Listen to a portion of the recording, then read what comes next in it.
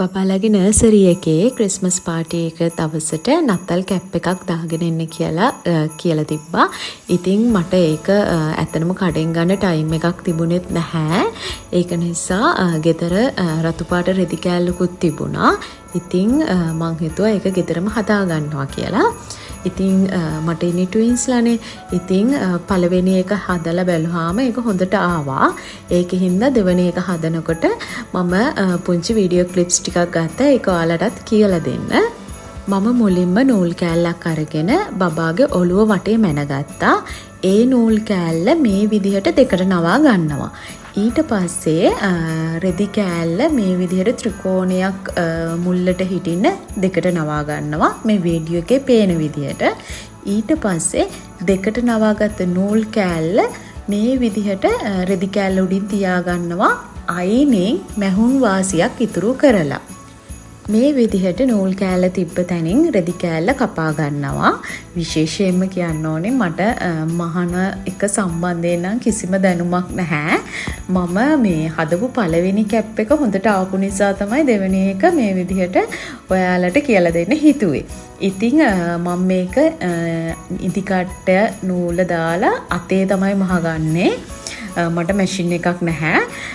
එතකොට අනිත් එක තමයි රතු නූල් තියනවා නම් ගොඩක් හොඳයි. රතු නූල් තිබ්බෙත් නැහැ ගෙදර. කළු පාට නූල් තමයි තිබ්බේ. මං ඉතින් කළු පාටින්ම වහගත්තා. මේ විදිහට අයින දිගේ මහගෙන කැප් එක හොඳ පිට හරව ගන්න.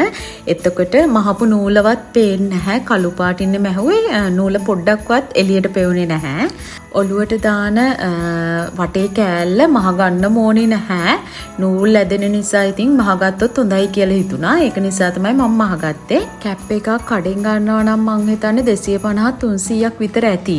හරියට මං ගානනම් දන්නේ නැහැ.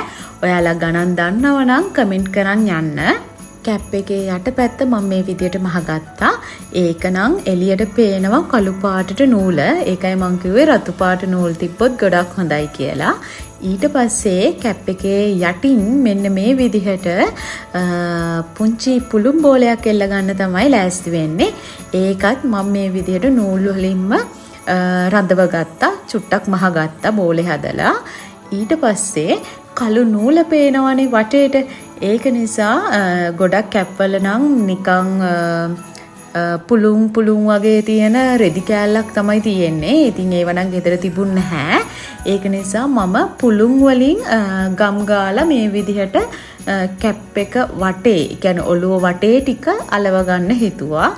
කඩෙන් මම මුකුත්ම ගෙනාවේ නැහැ. ගෙදර තිබ්බ දේවල් වලින් තමයි මම මේ වැඩේ කරගත්තේ.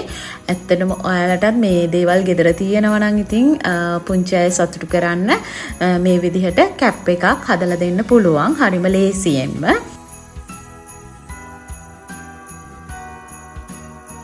Thank you මාව අහගෙන බලාගෙන හිටපු ඔයාලට.